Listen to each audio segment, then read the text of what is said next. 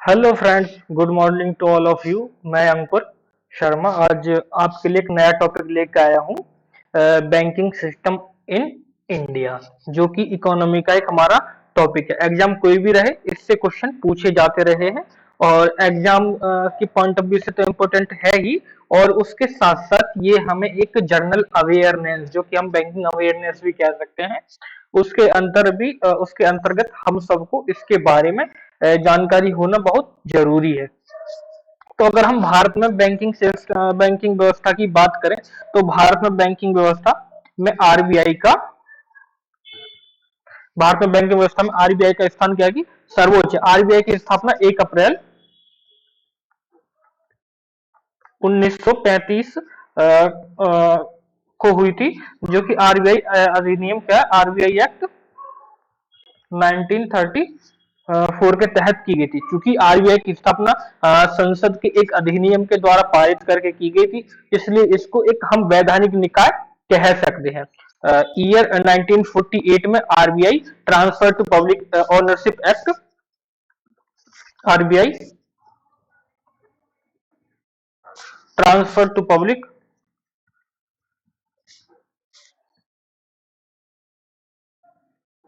Ownership act पारित किया गया, कब 1948 में। और इसके माध्यम से 1 जनवरी 1949 को आरबीआई को भारत सरकार के अधीन लाया गया। प्रारंभ में आरबीआई का मुख्यालय कोलकाता में रखा गया, लेकिन बाद में इसका जो कार्यालय, मतलब इसका मुख्यालय कहाँ कर दिया गया, बॉम्बे ट्रांसफर कर दिया गया। आरबीआई का नेतृत्व जो करते हैं वो एक गवर्नर होंगे और इसके 4 डिप्टी गवर्नर होंगे। इसके 4 क्या होंगे, डिप्टी गवर्नर होंगे। तो हम कह सकते हैं कि ये कितनी है, 5 सदस्य, मतलब 5 सदस्यीय निकाय है। निकाय कैसा है ये, क्योंकि इसकी स्थापना एक संसद के अधिनियम के द्वारा की गई, तो ये क्या है, वैधानिक निकाय है। ठीक है।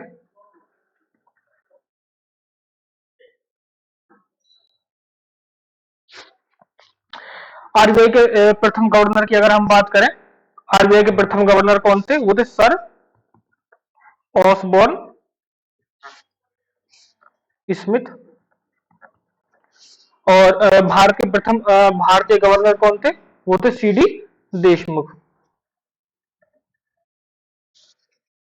सीडी देशमुख थे। वर्तमान में शशिकांत दास आरबीआई के गवर्नर हैं, और जो कि आरबीआई के 25वें नंबर के गवर्नर हैं, जो सर उर्जित पटेल का स्थान जिन्होंने ग्रहण किया था। ठीक है। अगर आरबीआई की जिम्मेदारियों की अगर हम बात करें, तो आरबीआई की जिम्मेदारियों को हम पारंपरिक और गैर पारंपरिक 2 हिस्सों में वर्गीकृत किया जा सकता है। पारंपरिक की जिम्मेदारियां वे जिम्मेदारियां होती हैं जो कि स्थायी रहती है, मतलब कि हमेशा उपस्थित रहती है। और इससे अलग हम गैर पारंपरिक जिम्मेदारियों की बात करें, तो ये स्थायी होती है, मतलब इनको एक पूरा कर लेने के बाद ये जिम्मेदारियां समाप्त हो जाती हैं। जैसे कि एग्जाम्पल पे ले तो वित्तीय समावेशन, फाइनेंशियल इंक्लूजन, जिसका मतलब क्या होता है कि देश के प्रत्येक नागरिक को बैंकिंग व्यवस्था से जोड़ने का प्रयास किया जाता है। ये आरबीआई की परमानेंट रेस्पॉन्सिबिलिटी नहीं है, बल्कि ये टेम्परेरी रेस्पॉन्सिबिलिटी कही जा सकती है। तो अगर आरबीआई की स्थायी जिम्मेदारी, मतलब परमानेंट रेस्पॉन्सिबिलिटियों की बात करें, तो आरबीआई क्या करती है, आरबीआई सरकार के लिए बैंक का कार्य करती है। क्या करती है, सरकार के लिए सरकार के लिए बैंक का कार्य करती है। यह केंद्र सरकार और राज्य सरकारों को बैंकिंग फैसिलिटी प्रोवाइड कराती है, और सरकार अपनी अधिशेष धनराशि को आरबीआई के पास जमा करवा सकती है, और आवश्यकता पड़ने पर आरबीआई से लोन भी प्राप्त कर सकती है। वर्तमान में सिक्किम को छोड़कर सभी राज्य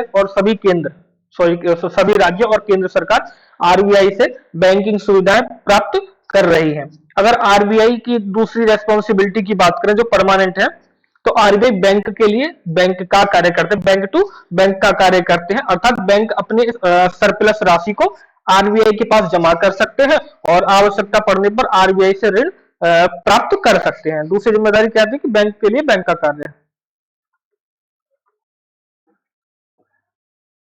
बैंक्स के लिए बैंक्स का कार्य आरबीआई करती है। और थर्ड की अगर बात करें तो आरबीआई भारत में पूरी बैंकिंग व्यवस्था को रेगुलेट करती है, कंट्रोल करती है।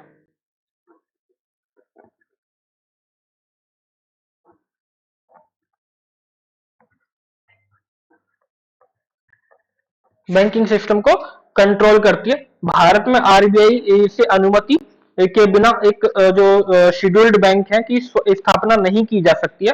भारत में कार्यरत एक विदेशी बैंक आरबीआई से बिना अनुमति के नई शाखा भी स्थापित नहीं कर सकती, लेकिन एक भारतीय बैंक आरबीआई से बिना अनुमति के नई ब्रांचेस की स्थापना कर सकती है, परंतु उसके साथ एक ये होगा कि उसकी कम से कम एक चौथाई मतलब 25% शाखाएं ऐसे ग्रामीण क्षेत्रों में होंगी जहां पर अभी तक बैंक्स नहीं है, क्योंकि आरबीआई क्या करना चाह रही है, फाइनेंशियल इंक्लूजन, वित्तीय समावेशन का उद्देश्य लेकर चल रही है। बैंकिंग व्यवस्था से देश के प्रत्येक नागरिक को जोड़ने का काम आरबीआई करना चाह रही है। अगर इसके हम चौथे नंबर की बात करें तो आरबीआई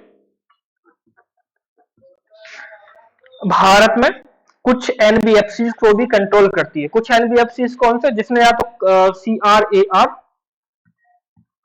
9% के लगभग रखा हो, या फिर क्या क्या हो, जिन्हें एनपीए 6% से ज्यादा 6% से कम रहा हो, उनके लिए उन एनबीएफसी को आरबीआई रेगुलेट करती है।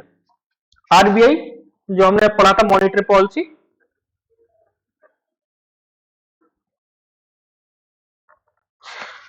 आरबीआई भारत में मॉनेटरी पॉलिसी जारी करती है जिसके माध्यम से वह अर्थव्यवस्था में लिक्विडिटी मतलब मुद्रा के प्रवाह को नियंत्रित करती है। इन नीतियों के माध्यम से आरबीआई इन्फ्लेशन को कंट्रोल करती है। इन नीतियों के माध्यम से आरबीआई इकोनॉमिक ग्रोथ को सुनिश्चित करती है और क्या करते हैं, घरेलू मुद्रा के एक्सचेंज रेट को संतुलित बनाए रखने का प्रयास भी करती है। आरबीआई भारत में विदेशी मुद्रा का भंडारण भी करती है।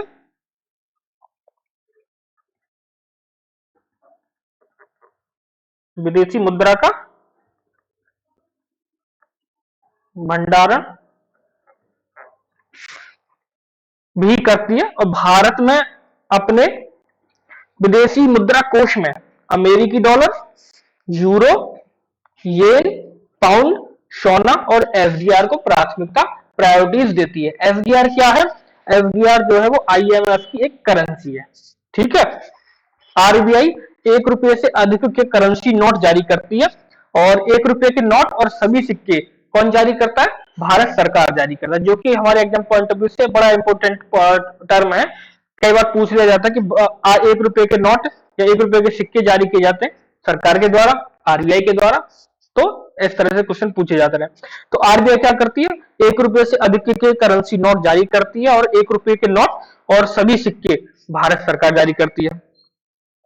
परंतु अर्थव्यवस्था में सिक्के और 1 रुपये के नोट की आपूर्ति की जिम्मेदारी भी किसकी है? वो आरबीआई की ही है,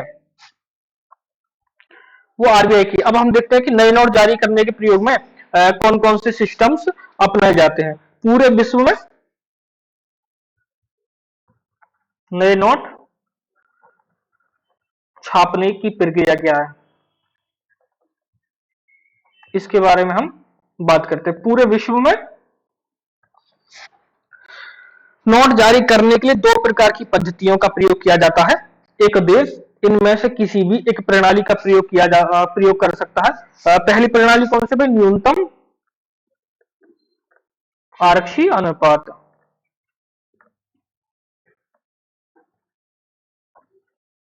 और दूसरा क्या है कि अनुपाती आरक्षी अनुपात,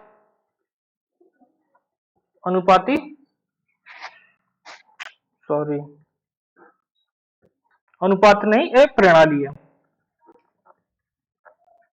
अनुपाती आरक्षी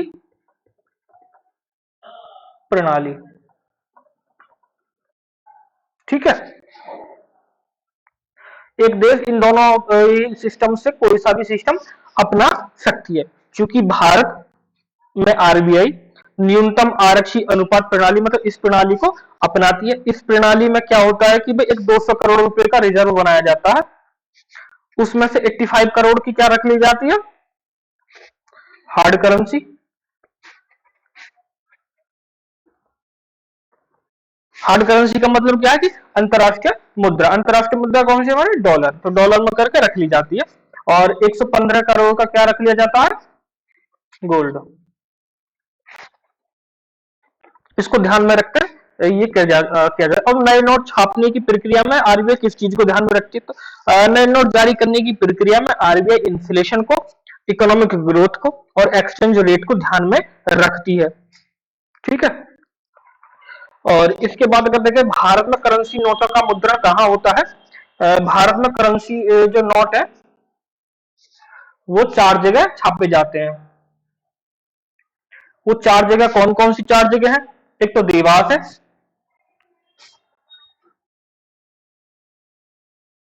देवास है जो कि कहाँ पड़ती है, एमपी में पड़ती है। और दूसरा कौन सा, नासिक है जो कहाँ है, महाराष्ट्र में है। ठीक है, 4 जगह है ना, एक दो। और तीसरे नंबर पे क्या थी, सालबोनी। सालबोनी कहाँ पड़ता है, ये पड़ता है वेस्ट बंगाल में। और नंबर 4 की अगर बात करते हैं तो मैसूर है। मैसूर कहाँ पड़ता है, कर्नाटक में। तो इन चारों में से जो पहले दो प्रिंटिंग सेंटर है, ये दो वाले, ये किसके नियंत्रण में है, ये गवर्नमेंट ऑफ इंडिया के कंट्रोल में रहते हैं। और जबकि ये सालबोनी और वेस्ट बंगाल वाले किसके अंतर्गत में, किस पे मालिकाना अधिकार किसका है, इन पे मालिकाना अधिकार की जो बात करते हैं वो आरबीआई का है। आरबीआई द्वारा भारत में अधिकतम 10,000 रुपए के 10,000 रुपए का नोट जारी किया जा सकता है। अब आप सोचेंगे कि क्या भारत में 10,000 का नोट था, तो भारत में 1978 से पहले 10,000 का नोट प्रयोग में लाते थे, लेकिन 1978 में भारत सरकार ने डिमोनेटाइजेशन के द्वारा 10,000 रुपए के नोट को बंद कर दिया गया। ठीक है। अब भारत में सिक्के भी 4 अलग अलग स्थानों पर बनाए जाते हैं। एक कहां बनाया जाता है, नोएडा में, पहला नोएडा में,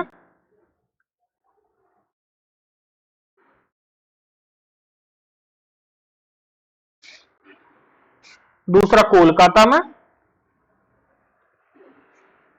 तीसरा मुंबई में और चौथा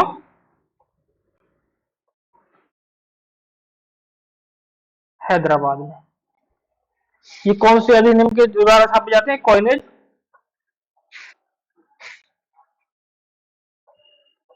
एक्ट के अधीन ही छापे जाते हैं। कॉइनेज एक्ट के अधीन भारत में अधिकतम कितने रुपए का सिक्का हो सकता है, 1,000 रुपए का सिक्का हो सकता है। लेकिन वर्तमान में जो अधिकतम सिक्का है वो क्या रुपए का है, वो 20 रुपए का है प्रेजेंट में। अभी अगर हम सिक्के की बात करते हैं, अभी हमारे यहाँ सिक्का, सबसे छोटा सिक्का 1 रुपए का, 2 रुपए का,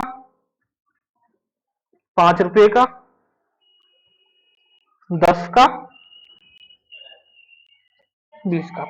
अभी तक ये हमारे यहाँ पे सिक्के, 1 रुपए का सिक्का, 2 रुपए का, 5 का, 10 का और 20 का, इससे बड़ा सिक्का नहीं है। अब आप कहेंगे कि कई बार हम न्यूज में पढ़ते हैं कि प्रधानमंत्री जी द्वारा 100 रुपए का सिक्का जारी किया गया। तो वो सिक्के क्या होते हैं, वो सिक्के एक स्मारक के तौर पे होते हैं। वो एक जो क्या बोलते हैं, जो म्यूजियम वगैरह होते हैं उनमें उनको रख दिया जाता है। तो वो यूज के लिए नहीं होता है। ठीक है, वो एक याद के रूप में होता है कि 75वीं वर्षगांठ में 75 रुपए का सिक्का जारी किया, वो सब एक दूसरा है। दूसरी ओर जो हमने दूसरी प्रणाली की बात की थी, अनुपाती आरक्षी प्रणाली का प्रयोग विकसित देश में किया जाता है। इस प्रणाली में जैसे जैसे छापे गए नोटों की मात्रा बढ़ती है ना, वैसे वैसे रिजर्व भी उसी मात्रा में बढ़ता है। मानो कि जैसे कि 100 रुपए के प्रिंट करने थे तो 100 रुपए का, 100 करोड़ का करना था तो 100 करोड़ का ही रिजर्व इधर रख दिया गया। तो ये कौन से कंट्री करते हैं, डेवलप्ड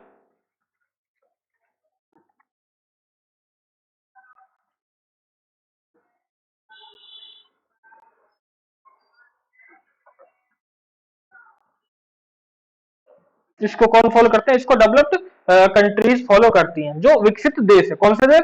जो विकसित देश है। एक नया टॉपिक हम डिस्कस करने वाले हैं, banking history in India.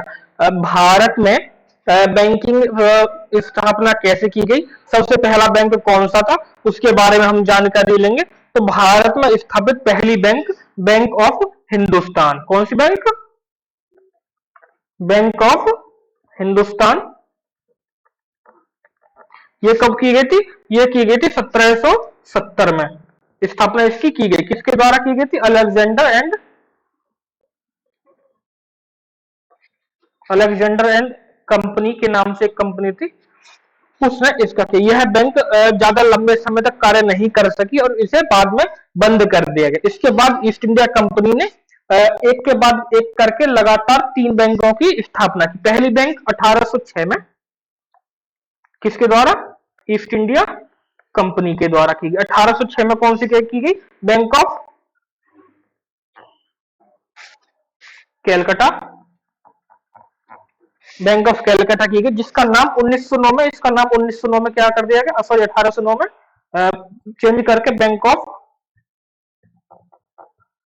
Bengal, bank of Bengal कर दिया गया। तो वही पहली बैंक हो गई। दूसरी बैंक 1840 में बैंक ऑफ बॉम्बे की स्थापना की गई।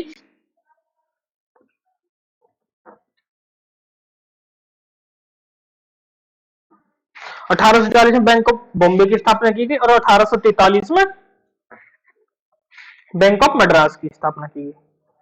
3 बैंक ईस्ट इंडिया कंपनी ने स्थापित की, एक के बाद एक करके स्थापना की गई। अब 1921 में क्या होता है कि इन तीनों का मर्जर कर दिया गया और एक नया बैंक का उसका नाम दे दिया गया। उस बैंक का नाम बताया गया, क्या नाम बताया गया 1921 में? The imperial bank of India. The imperial bank of India, the imperial bank of India के नाम से स्थापना कर दी गई। 1865 में भारत में एक और नए बैंक की स्थापना होती है। कौन सी होती है? 1865 में। कौन से? Allahabad bank.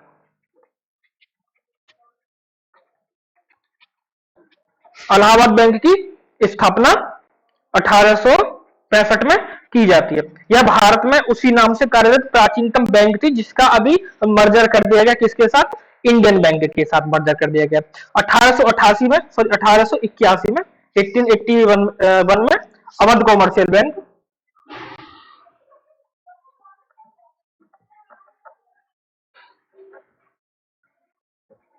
Awadh commercial bank की स्थापना की गई। यह भारत की पहली बैंक थी जिसमें शेयर होल्डर बनाए गए थे। 1894 में, 1894 में पीएनबी की स्थापना की गई थी और यह एक ऐसी बैंक थी जो पूर्णतः भारतीय थी। इस पीएनबी में जो स्थापना की गई थी, इसमें विदेशी का किसी का भी निवेश नहीं था। 1955 में इंपीरियल बैंक ऑफ इंडिया को भारत सरकार के अधीन लाया गया। जो ये 3 बनाए थे ना, तीनों को मिलाकर एक इंपीरियल बैंक ऑफ इंडिया बनाए थे। इस तीनों को मिलाकर 1955 में इसको गवर्नमेंट ऑफ इंडिया के अधीन लाया गया और इसका नाम परिवर्तित करके क्या कर दिया गया? इसका नाम बदल कर क्या नाम कर दिया गया? इसका नाम बदल कर दिया गया SBI, state bank of India. इतनी बात आई समझ में?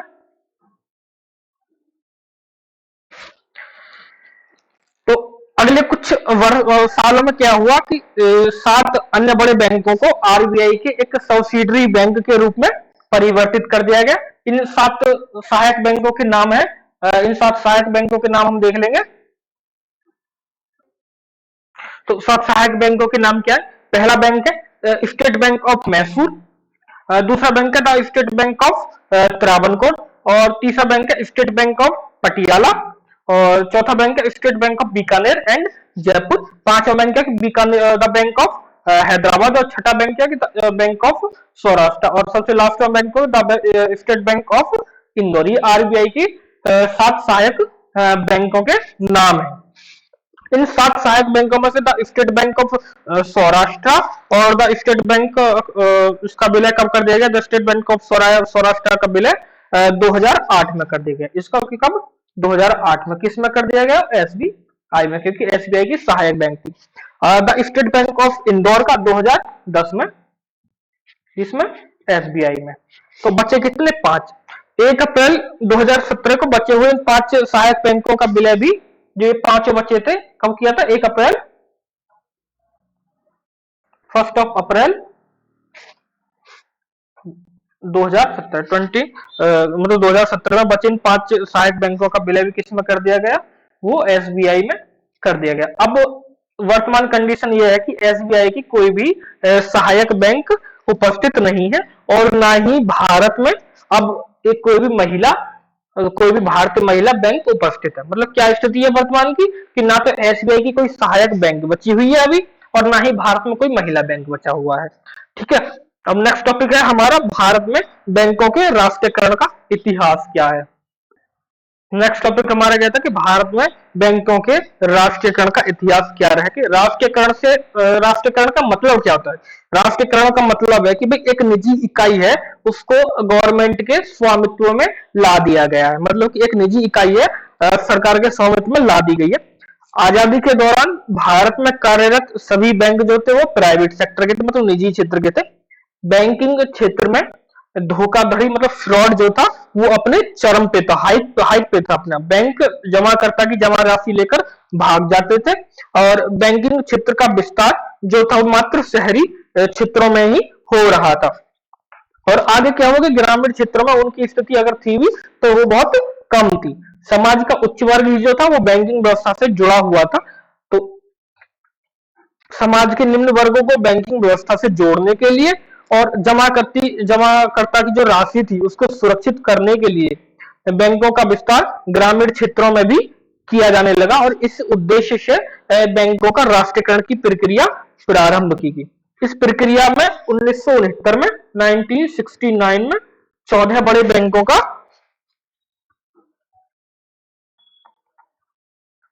14 बड़े बैंकों का राष्ट्रीयकरण किया गया। अब राष्ट्रीयकरण कौन से बड़े बैंकों का किया गया? उनके पास बताया गया उनके पास कम से कम कितनी मिनिमम 50 करोड़ की जमा राशि होनी चाहिए। 1969 में कितने कर दिए? 14 बैंकों का कर दिया। अब बात आती है 1980 की। आगे 1980 में दोबारा से 6 बैंक्स का क्या किया गया? राष्ट्रीयकरण किया गया, जिनके पास मिनिमम राशि कितनी थी?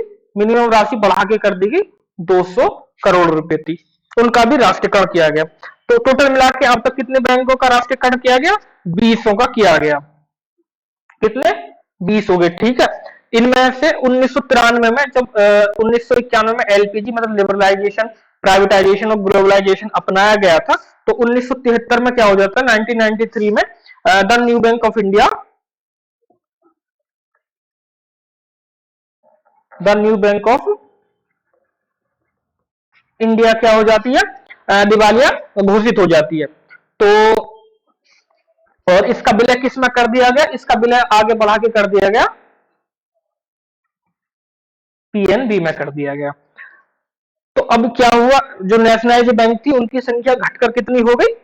टोटल 19 हो गई, क्योंकि एक ये दिवालिया हो गई 20 में से 19 होगी। तो 1 अप्रैल 2019 को फिर क्या हुआ? 2019 को देना बैंक और कौन सा बैंक? विजया बैंक।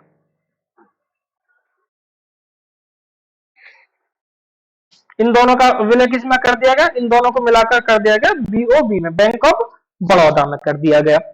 सरकार ने विलय की इस प्रक्रिया को जारी रखते हुए, क्योंकि बैंक जब डूबते जा रहे थे तो सरकार ने मर्जर करना स्टार्ट कर दिया और कुल संख्या घटकर राष्ट्रीयकृत बैंकों की संख्या घटकर कितनी होगी? 11 होगी। अब वर्तमान कंडीशन यह है कि जो एसबीआई को लेकर मतलब एसबीआई सहित जो प्रेजेंट में अगर हम बात करें राष्ट्रीय बैंकों, सरकारी बैंकों की, तो सरकारी बैंक 12 सरकारी बैंक अभी भारत में कार्यरत हैं। वो कौन कौन से बैंक कार्यरत हैं उनके हम नाम लिख लेते हैं। उनका एक नाम लिख लेते हैं, यहाँ एक हेडिंग डाल लेते हैं, कौन से बैंक? सरकारी bank.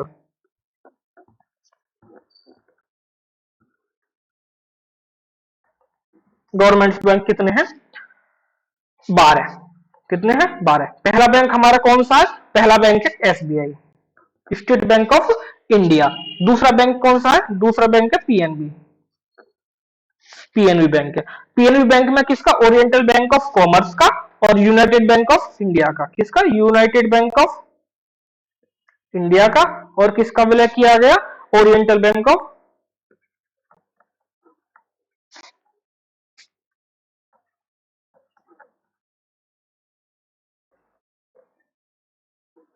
Oriental bank of commerce का। और कौन सा? यूनाइटेड बैंक ऑफ इंडिया का विलय पंजाब नेशनल बैंक में कर दिया गया। तीसरा बैंक कौन सा? बैंक ऑफ बड़ौदा, जिसका मतलब अभी मैंने ऊपर बताया था, विजया बैंक और देना बैंक का विलय बैंक ऑफ बड़ौदा में किया गया। और चौथा बैंक हमारे पास कौन सा बचता? कैनरा बैंक बचता। इसमें किसका विलय किया गया? इसमें विलय किया गया सिंडिकेट बैंक का।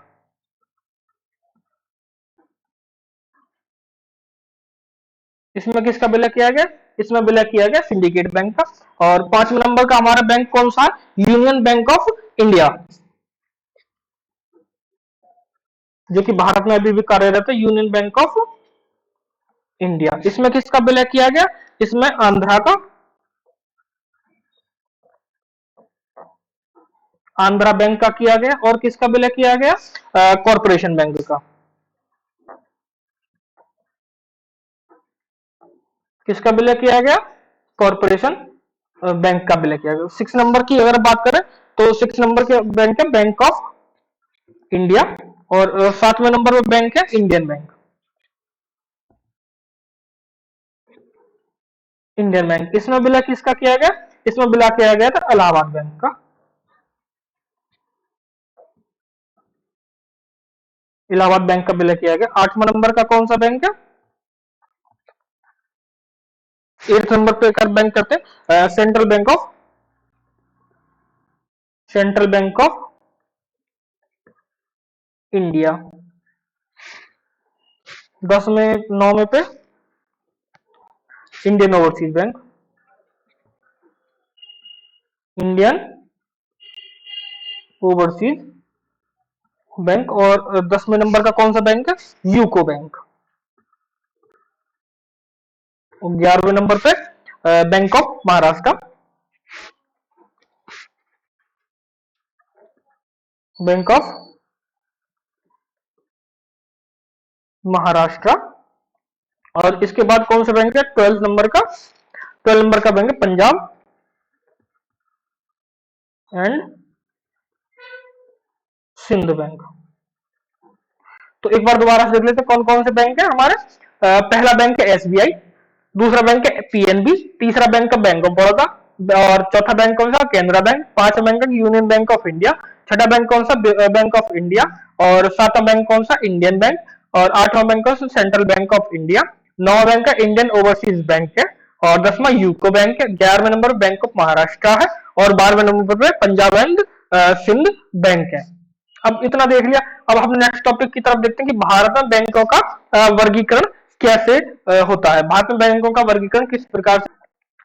हमारा नेक्स्ट टॉपिक है भारत में बैंकों का वर्गीकरण कैसे किया जाता है। तो भारत में कार्यरत बैंकों को दो प्रारूपों में वर्गीकृत किया जाता है। दो प्रारूप कौन से हैं कि भैया? एक तो शेड्यूल्ड बैंक है, एक तो मतलब अनुसूचित बैंक है।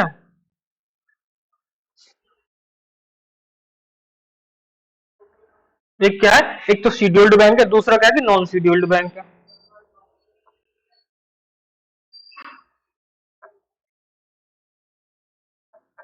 शेड्यूल्ड बैंक कौन से हैं? शेड्यूल्ड बैंक भैया वो है जो कि आरबीआई एक्ट 1934 की शेड्यूल्ड 2 में, शेड्यूल्ड सेकंड में मेंशन रहे। यह जो शेड्यूल्ड है ये चेंजेबल है। जब कोई बैंक आरबीआई से अनुमति प्राप्त करके भारत में न्यू ब्रांचेस की स्थापना करता है तो इस बैंक में, तो इस सूची में उस बैंक का नाम जोड़ दिया जाता है। वहीं दूसरी तरफ अगर कोई बैंक भारत में अपना कारोबार बंद करता है तो उसका नाम इस सूची से हटा दिया जाता है। ठीक है, अनुसूचित बैंकों को आरबीआई द्वारा जारी दिशा निर्देशों का अनुपालन करना होता है। कौन सा अनुपालन है, कौन सी गाइडलाइन है, कोई पहली है तो कि बैंक कोई भी ऐसा कार्य नहीं करेगा, कोई भी ऐसी प्रक्रिया नहीं करेगा जिसके द्वारा उसके ग्राहकों को क्या हो जाए, क्षति पहुंचे, मतलब नुकसान हो जाए। दूसरा क्या है कि उस बैंक को अपनी पेड ऑफ कैपिटल क्या होता है कि न्यूनतम कितनी राशि है, 5 लाख रुपए होनी चाहिए। और वाणिज्य बैंकों के लिए यह पेड ऑफ कैपिटल को बढ़ाकर कितना कर दिया गया, 1,000 करोड़ रुपए कर दिया गया। पेड ऑफ कैपिटल क्या होती है, पेड ऑफ कैपिटल वह पूंजी होती है जो किसी बैंक की स्थापना के दौरान कंपनी का संस्थापक या बैंक का संस्थापक या अन्य शेयर होल्डर उसमें क्या करते हैं, इन्वेस्टमेंट करते हैं। एंड थर्ड गाइडलाइन क्या होगी, थर्ड गाइडलाइन ये है कि इन बैंकों को आरबीआई के द्वारा जारी मॉनेटरी पॉलिसी का भी अनुपालन करना होगा, मॉनेटरी पॉलिसी का भी ध्यान में रखना होगा। इसके बदले में भाई ये बैंक कुछ चाहेंगे तो इसके बदले में ये बैंक आरबीआई से आवश्यकता पड़ने पर वित्तीय सहायता, फाइनेंशियली हेल्प ले सकते हैं, मतलब वित्तीय सहायता प्राप्त कर सकते हैं। अनुसूचित बैंकों को से भिन्न जो इनसे अलग होते हैं गैर अनुसूचित बैंक, मतलब कौन से, नॉन शेड्यूल्ड बैंक की हम बात कर रहे हैं। इन बैंकों की स्थापना कभी भी, कहीं भी और कोई भी कर सकता है। यद्यपि आरबीआई इन बैंकों के लिए नियम बनाती है और उन नियमों को प्रभावशाली बना पाना कठिन होता है। अतः यह कहा जा सकता है कि जो गैर अनुसूचित बैंक होते हैं, नॉन शेड्यूल्ड बैंक होते हैं, को आरबीआई नियंत्रित नहीं कर पाती है। एक फ्लो चार्ट बनाते हैं, यहां लिखते हैं हम शेड्यूल्ड बैंक,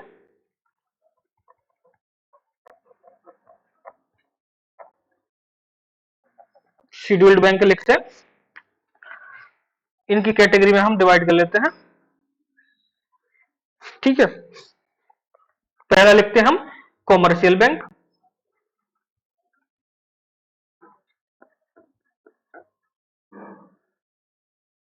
कौन सा बैंक, कॉमर्शियल बैंक, जो वाणिज्य बैंक होते हैं जिनका उद्देश्य लाभ बनाने का होता है। इन कॉमर्शियल बैंक में दो तरह के बैंक हमको देखने को मिलते हैं। कौन से बैंक, एक तो पब्लिक सेक्टर के, जिनको हम सरकारी बैंक कभी कह रहे थे। दूसरा क्या है कि जो प्राइवेट बैंक होते हैं, प्राइवेट बैंक भी भाई दो तरह के, कौन से, एक तो घरेलू मतलब कि इंडियन, एक विदेशी, विदेशी कौन से, फॉरेन, ये होते हैं नंबर वन। नंबर टू की अगर बात करें तो नंबर टू वो बैंक होते हैं, वो होते हैं payment bank.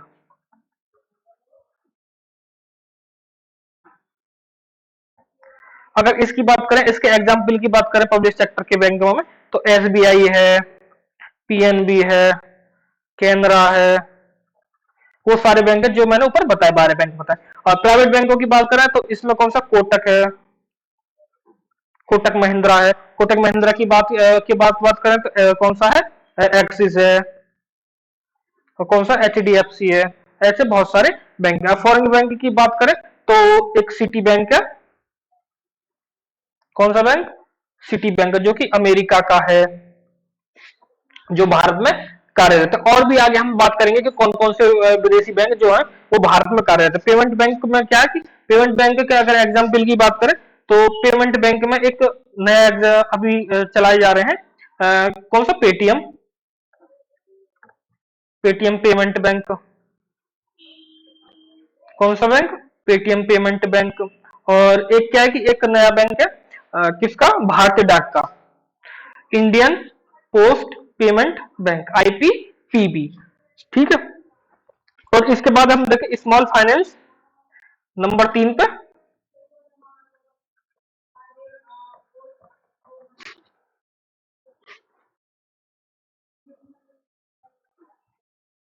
Small finance bank, small finance bank कौन से, जैसे कि एचएसबी है, जो हाउसिंग लोन वगैरह के लिए देते हैं, एनबीएफसी जो आते हैं उसमें आ जाते हैं। तीसरा क्या है कि आरआरबीज है, सॉरी फोर्थ नंबर में कौन सा, फोर्थ नंबर में आरआरबीज है, रीजनल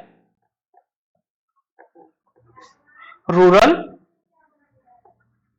बैंक्स, इनको क्या बोलते हैं, आरआरबीज बोलते हैं, जो कि रूरल एरिया में स्टेब्लिश किए जाते हैं। और 5 नंबर के कौन से बैंक है, 5 नंबर के बैंक कौन से? कोऑपरेटिव बैंक, सहकारी बैंक है। कौन से बैंक है? कोऑपरेटिव बैंक, सहकारी बैंक। सहकारी बैंक में भी दो तरह के होते हैं, कौन से? एक तो स्टेट कोऑपरेटिव,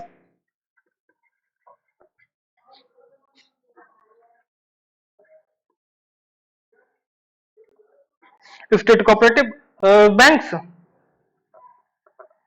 एससीबीज, ठीक है। और दूसरे कौन से होते हैं? Urban cooperative banks, UCB. ये होते हैं बैंकों का वर्गीकरण देख लिया, ठीक है। अब आगे नेक्स्ट टॉपिक की तरफ चलते हैं, या पहले अगर इनको डिक्टेट करना हो तो पहले मैं इनको एक एक को डिक्टेट कर देता हूँ। पहले बात कर लेते हैं कॉमर्शियल बैंक की। तो कॉमर्शियल बैंक मतलब वाणिज्य बैंक वे बैंक होते हैं जो कि लाभ बनाने के उद्देश्य से कार्य करते हैं। यदि इन बैंकों पर सरकार का स्वामित्व हो तो इन्हें सार्वजनिक क्षेत्र के बैंक कहेंगे, और यदि इन बैंकों पर निजी स्वामित्व हो तो इनको क्या कहेंगे? प्राइवेट बैंक कहेंगे, ठीक है। इतना आगे समझ, प्राइवेट बैंक कहेंगे। राष्ट्रीयकृत बैंक वो बैंक हैं जो पहले निजी क्षेत्र के बैंक थे, परंतु बाद में सरकार के अधीन लाए गए थे। अतः हम कह सकते हैं कि सभी राष्ट्रीय बैंक सार्वजनिक क्षेत्र के बैंक हैं, परंतु सभी सार्वजनिक क्षेत्र के बैंक अनिवार्य रूप से राष्ट्रीय बैंक नहीं हो सकते हैं। जैसे अगर एग्जाम्पल ले तो भारतीय महिला बैंक की स्थापना सरकार द्वारा की गई थी। यह बैंक कभी भी निजी क्षेत्र का बैंक नहीं रहा, तो इसे सार्वजनिक क्षेत्र का बैंक कहा जाता है, न कि राष्ट्रीयकृत बैंक कहा जाता है। एक अभी 2020 के आसपास की बात है कि आईडीबीआई बैंक को सार्वजनिक क्षेत्र, आईडीबीआई बैंक जो थी वो सार्वजनिक क्षेत्र की बैंक थी, परंतु इस बैंक के बढ़ते एनपीए मतलब नॉन परफॉर्मिंग एसेट के कारण भारत सरकार ने इसकी अधिकांश हिस्सेदारी किसको बेच दी थी? किसको बेच दी? वो बेच दी एलआईसी को। अब वर्तमान में यह है कि जो आईडीबीआई बैंक है, आईडीबीआई बैंक है, इसकी इसमें 51% हिस्सेदारी किसके पास है? वो एलआईसी के पास है, ठीक है। एलआईसी के पास। अगर बड़ी बैंकों, छोटे बैंकों या लार्जेस्ट बैंकों की बात करते हैं बाजारी मूल्यों के आधार पर भारत में बड़ी वाणिज्यिक बैंकों की स्थापना की बात की जाए तो सबसे बड़ी बड़ी बैंक कौन सी है? वो एचडीएफसी है। मतलब बाजारी मूल्य के आधार पर यह भारत की सबसे बड़ी बैंक है। अगर कुल दिए गए लोन और एसेट के आधार पर या शाखाओं मतलब ब्रांचेस के आधार पर बात करें तो भारत की सबसे बड़ी बैंक कौन सी है? वो एसबीआई है, ठीक है। एचडीएफसी क्या है? बाजारी मूल्य के आधार पर, तो मार्केट प्राइस के अकॉर्डिंग है। और एसबीआई क्या है भाई? शाखा, इसकी ब्रांचेस बहुत ज्यादा है, और इसकी क्या है कि इसने ऋण बहुत दे रखा है, मतलब एनपीएस, एनपीए का मतलब एसिड बहुत ज्यादा है इसके पास, ठीक है। जेपी मॉर्गन चेस, कौन सी? JP Morgan. जेपी मॉर्गन क्या की जो ये क्या की बैंक है? ये एक यूएसए की बैंक है जो कि बाजारी मूल्य के आधार पर विश्व की सबसे बड़ी बैंक है। यह बैंक भारत में बैंकिंग सर्विसेज प्रोवाइड नहीं करती है। अमेरिकी मंदी से पहले क्या कि भारत की सिटी बैंक विश्व की सबसे बड़ी बैंक थी। यह बैंक भारत में कार्यरत है। कौन सी बैंक? सिटी बैंक, जो मैंने ऊपर बताया था, फॉरेन बैंक में जो बताया था, एग्जाम्पल दिया था सिटी बैंक का। यह है दिए गए कुल ऋण और एसेट के आधार पर industrial bank, sorry industrial and commercial bank of China, कौन सी? ICBC, industrial and commercial bank of China जो है विश्व की सबसे बड़ी बैंक है। ब्रिटेन की एक बैंक है स्टैंडर्ड चार्टर बैंक,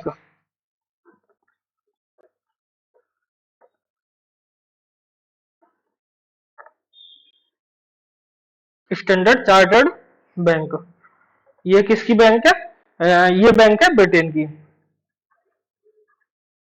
किसकी बैंक है? ब्रिटेन की। ये भारत में कार्यरत है, और सभी विदेशी बैंकों में भारत में सबसे ज्यादा शाखाएं भी इसी बैंक की हैं। दूसरी बैंक है डाइचे बैंक है।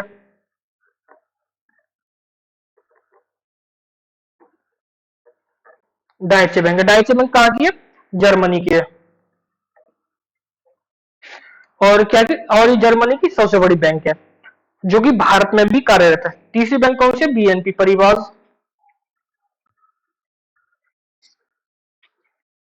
बीएनपी परिभाष क्या की, जो फ्रांस की सबसे बड़ी बैंक है और भारत में कार्यरत है। कौन सी? फ्रांस की। तो ये तीनों बैंक, और ये कौन सी बैंक? City bank. ये चार बैंक क्या है? विदेशी बैंक है और भारत में कार्यरत है। कौन सी बैंक है? विदेशी बैंक है और भारत में कार्यरत अभी भी है। अगर हम टॉपिक की बात करेंगे, आरआरबी की हम बात करेंगे, regional rural development, sorry regional rural bank की बात करें।